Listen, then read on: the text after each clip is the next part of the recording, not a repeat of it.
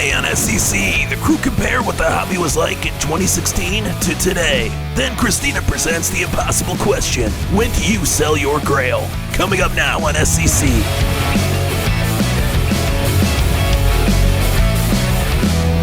Welcome to Sports Cards Culture Episode 7. I'm Chris. I'm here with Stiff Arm Wax, Kristina's PC, and Josh of Cardboard Chronicles. All right, for this week, let's take a step back from the day-to-day volatility of the hobby for a minute.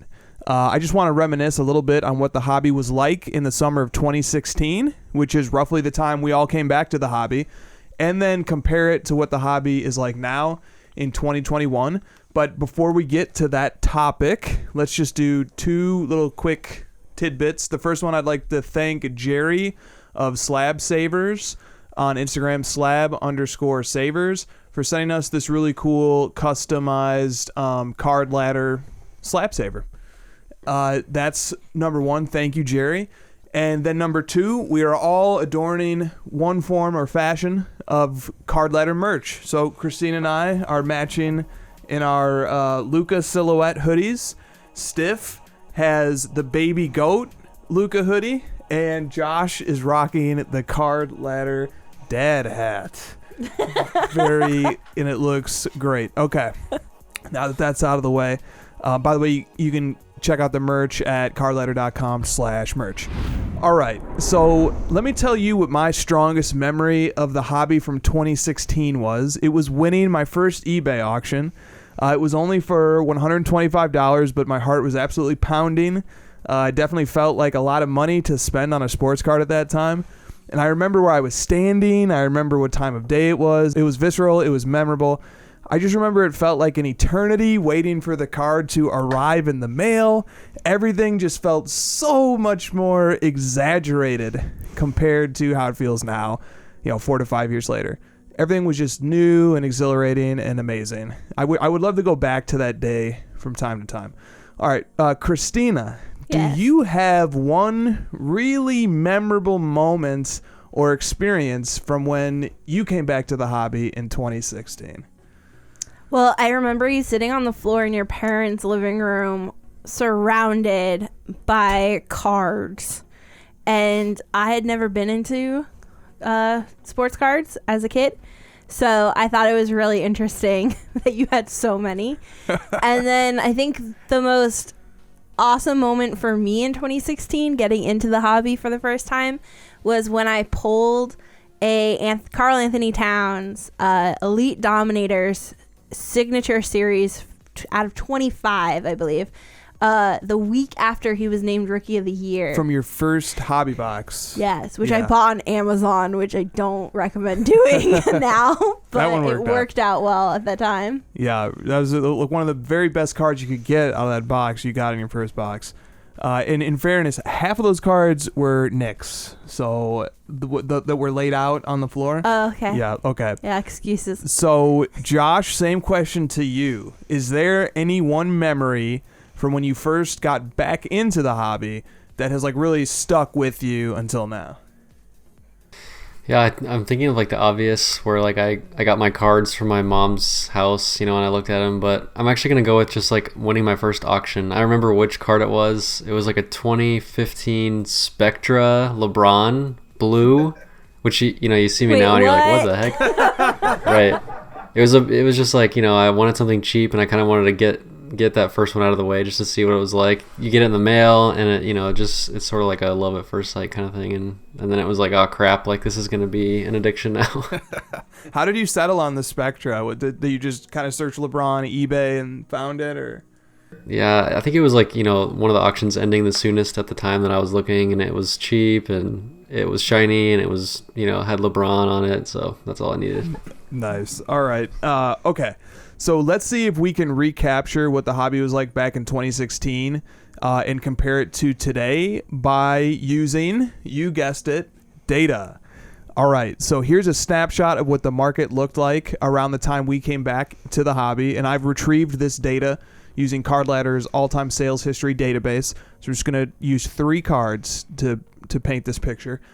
So on July 4th of 2016, very close to the time we came back, The 2000 Contenders rookie ticket autograph Tom Brady BGS 9, very hot card right now. That card sold for $2,900. $2,900. That card has sold twice this week for over 85 grand. Okay?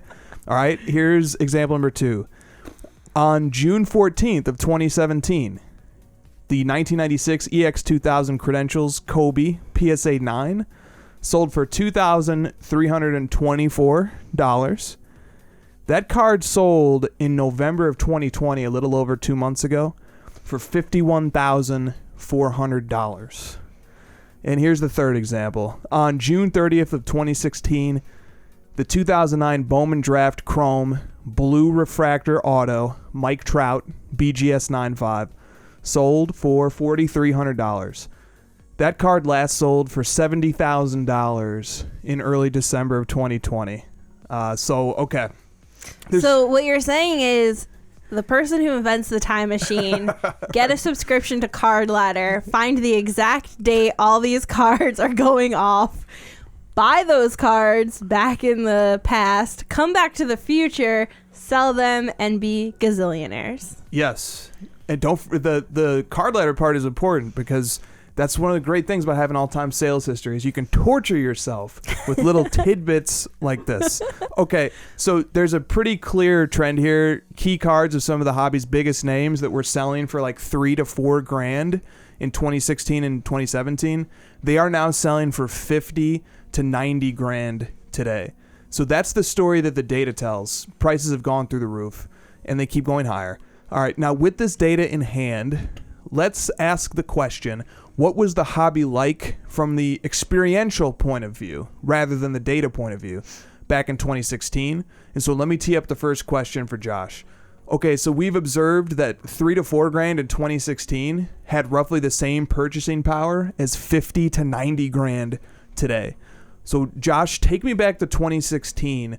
Did 3 to 4 grand seem like a lot of money to spend on a card at that time? Yeah, it was a lot. I mean, I would equate it to those numbers you said for today, honestly, because mostly just because of like the equity that some of us have built up over the last few years in our cards. It feels like less because we're able to sort of maneuver our existing equity into that, and it almost feels like funny money or monopoly money when you're talking about some of these prices and some of the equity we already have built up. But if you were starting fresh, like I was in 2016, 3 to 4 grand was just like an unheard of amount of money. I was never spending anything close to that on any single card. So you really did have to build up slowly and kind of work your way towards the future. You can't just like come in and buy a $80,000 card today, just like you couldn't come in back then and buy a $4,000 card.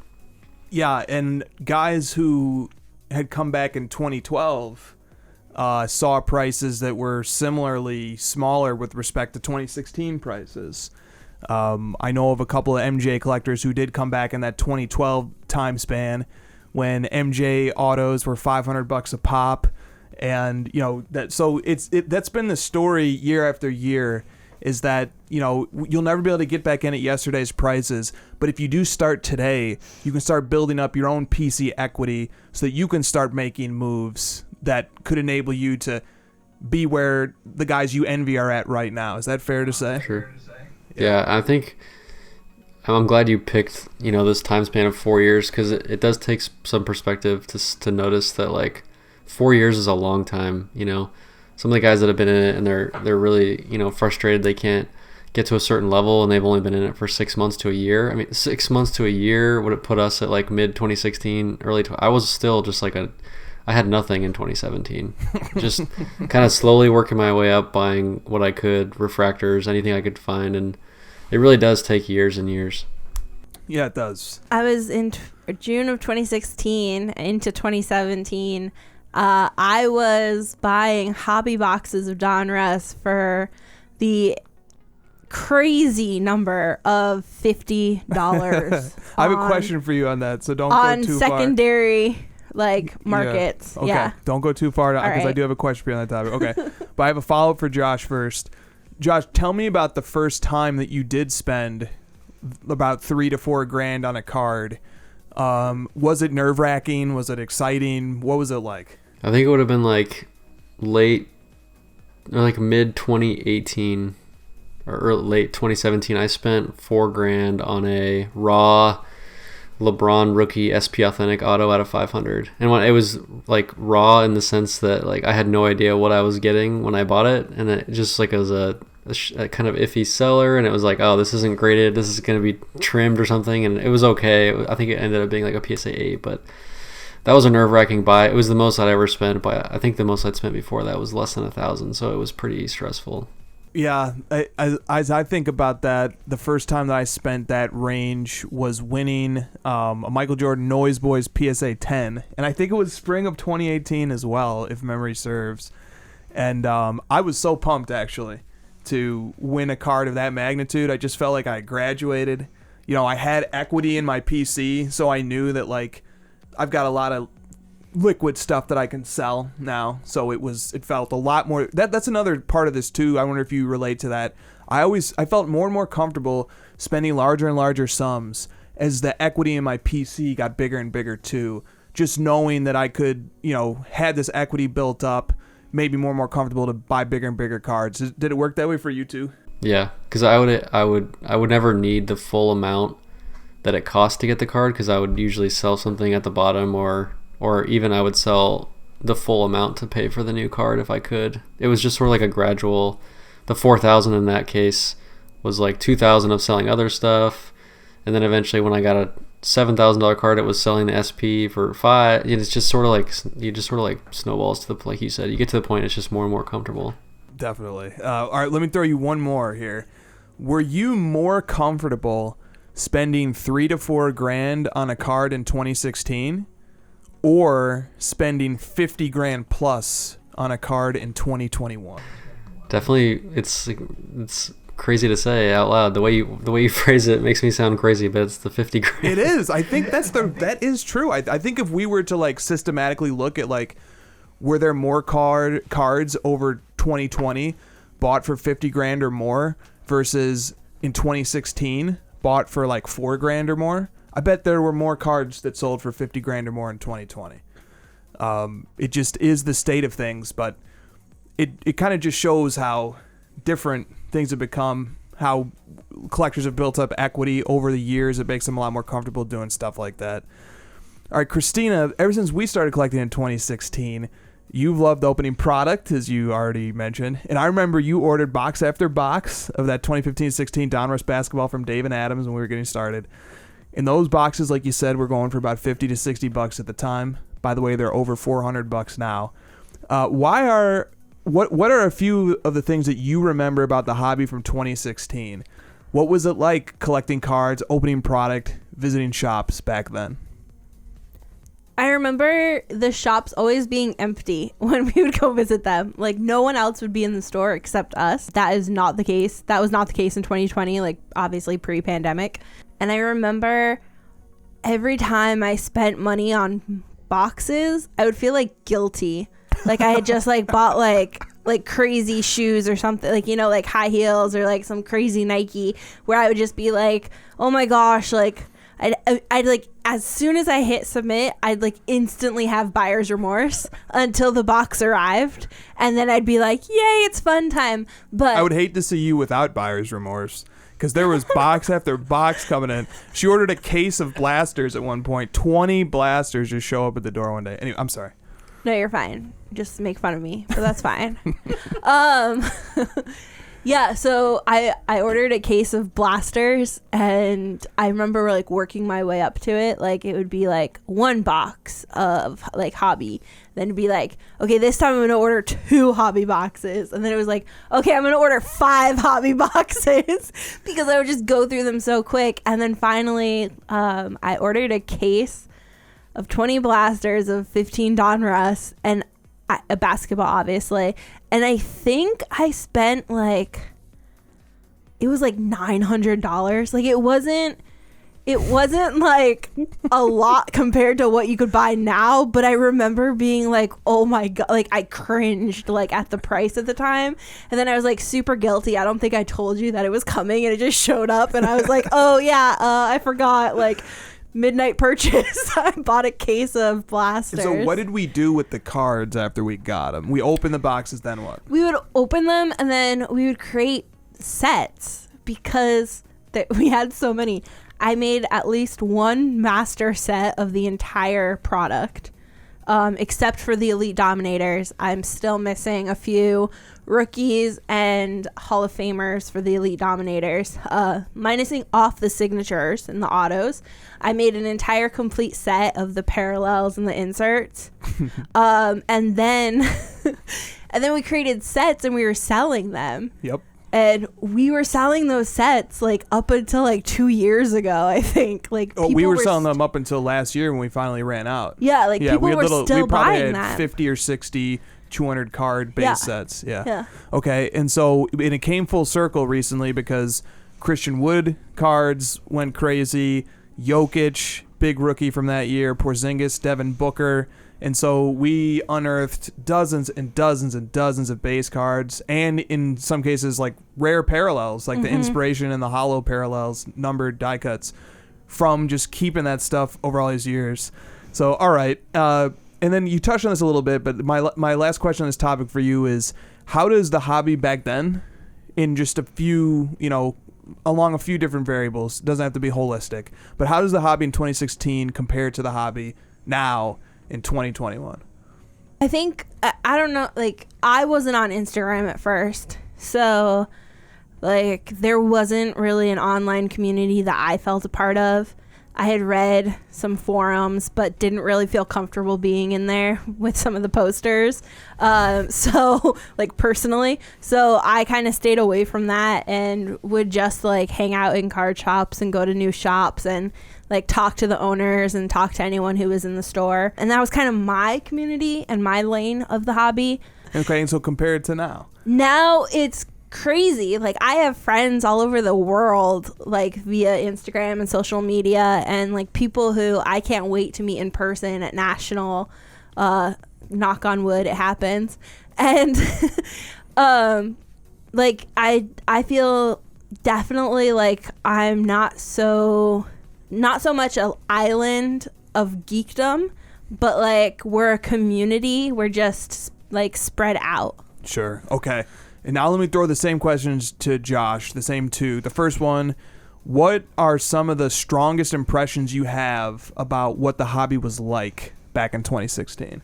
I equate it to like the migration west when the gold rush times. Like it was just a few of us and we were just looking for gold, and it was easier. It was just like, it was hard to find. You didn't know what was out there, but there wasn't very much competition. There was it was just you to figure out like what cards are sort of undervalued, what cards do you think would be rare and fun to collect, and you pretty much had like the pick of whatever you wanted, with a few exceptions of like other people trying to compete with that. But I just remember being like, everything was open to me and I could just figure out what I wanted to collect. And compare it to now. How does that, being the early settlers or the early gold rush people, compare it to now in 2021? How do those two experiences stack up against each other? So if 2016 was the gold rush age of the 1800s, then 2021 in the hobby is 2021 in real life, where everything is developed, every stone is unturned, all the gold has been found, and it's now being mined by corporations and companies instead of people. That's how I feel. There's no mystery to it anymore, and now it's just like, focus on the cards you think you want to buy, you want to collect, and start to. I mean, it's probably different for me just because I've seen it all at this point, and hopefully new collectors have that sort of new feel of trying to discover new things. But once you've been in a while, it's definitely it's developed. Great. Okay, coming up on Sports Cards Culture, Kristina poses an impossible question.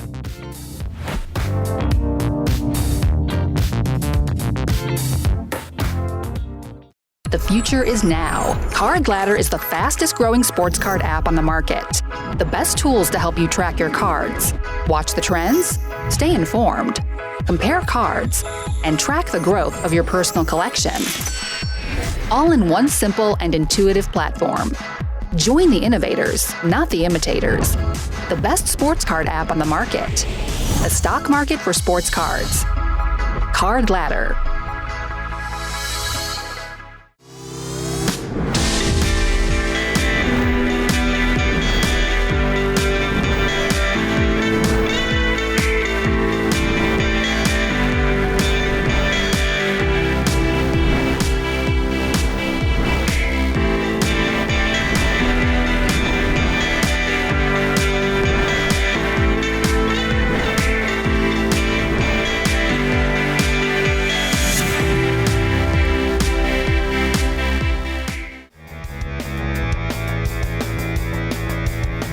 watching SCC, Sports, Cards, Culture. Keep up with the crew and follow them on all the socials. Plus, join Josh and Chris and sometimes special guest Kristina every Friday night on Instagram Live.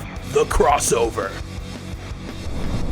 Kristina and I were talking a little bit earlier this week, and she said, I have an impossible question. And the impossible question is, when do you sell your Grail?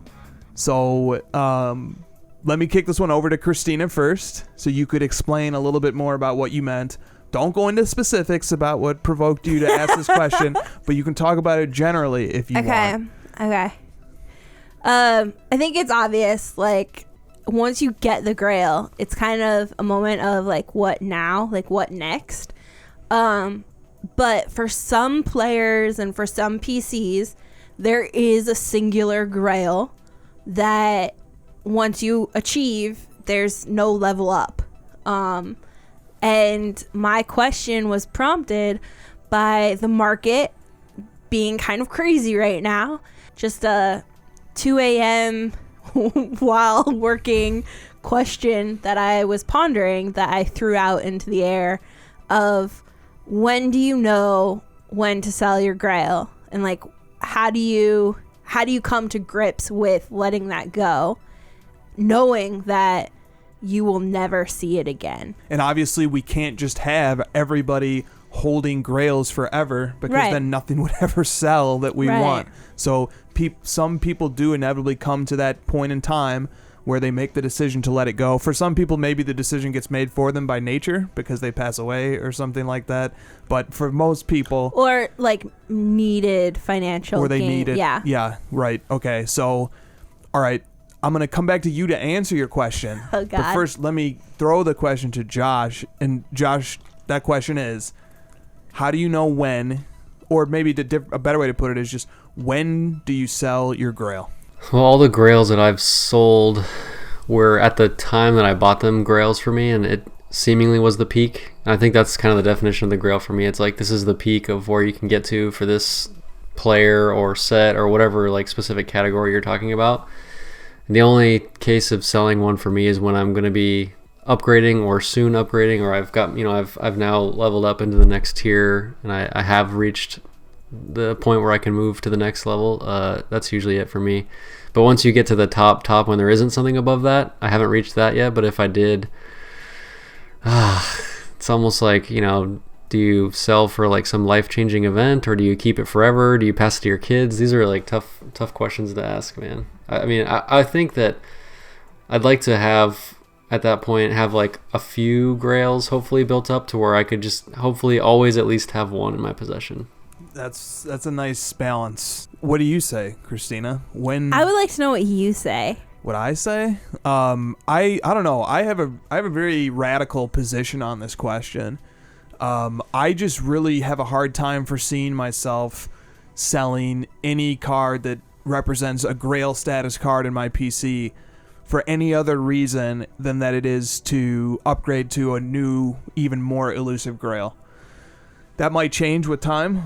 I reserve the right to modify my opinion on that as time goes by. But right now I feel very strongly about that. And I also know the pains of how hard it is and how much it means to me as a collector to actually get one of those Grails. Like we've been through some crazy situations just to get Grails, and we've paid ludicrous amounts of money to get them.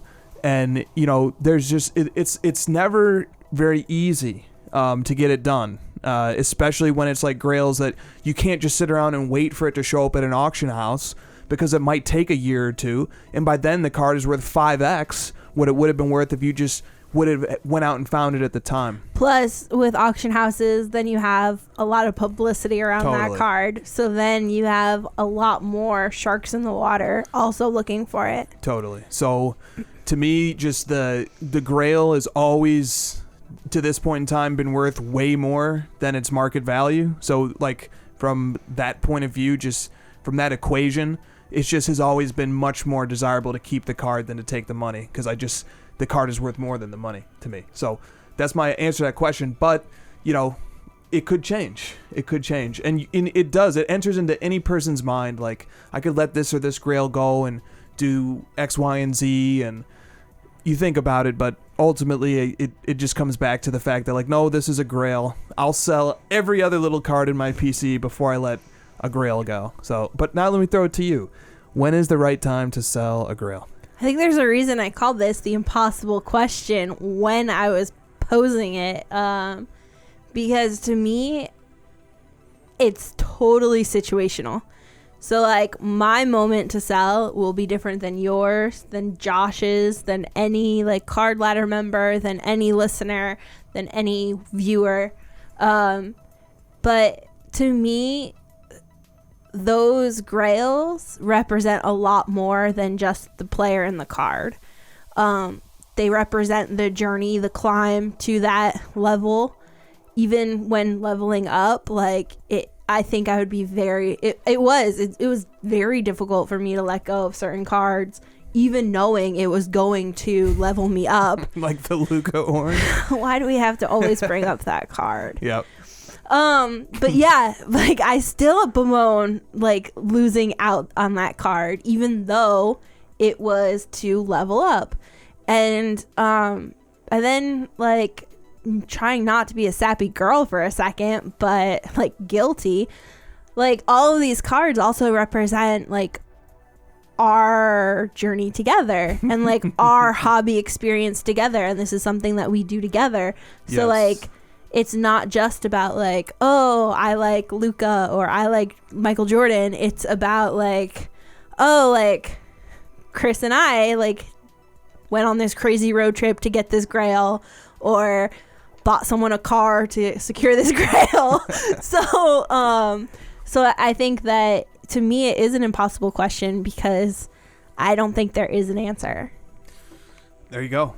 Any final thoughts here on, you know, maybe somebody comes to you, so it's not you, but you're advising somebody, and they say, I don't know when the right time to sell the Grail is. Honestly, if I try to wait around and try to figure out when the right time is, I'll probably never will. So is there anything, advice that you could give me to say, okay, I understand you don't want to sell the Grail, but, you know, if there was a right time, it'd probably be like this point in time or something. Yeah, I kind of want to, like, clarify the Grail thing, because I feel like we're all, like, honing in on what a Grail is to a collector, but I feel like a Grail is reserved for, like, something that's hard to find, it's expensive, and it's usually for a collector. Because if you think, like, if you just start saying that every expensive card's a Grail at this point, like, we're talking about, you know, base Topps Chrome LeBrons or Grails, which is fair. You know, not it's not a hard card to find, but for someone it might be like this impossible task. But I'm just picturing, like,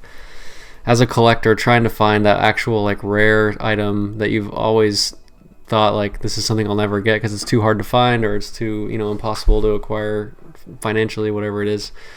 And when to sell, man, it's there's just no answer. That's just, like, you gotta figure out in the moment when it makes the most sense. It kind of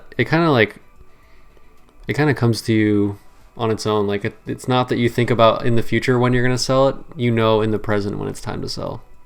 Nice. These are the questions that keep us up at night sometimes as collectors. So thank you for throwing that puzzler at us, Kristina. And everyone watching, let us know what you think about this impossible question below in the comments. Yeah, that would be great. We'd love to get some feedback. Hit that subscribe button. Don't forget the thumbs up. Set your alert notifications so that you know when our new video comes out. That will do it for episode 7 of Sports Cards Culture. See you guys next week. Thanks for watching. Tell us in the comment section below what the crew should cover next week, and don't forget to like and subscribe. See you next time on SCC, Sports Cards Culture.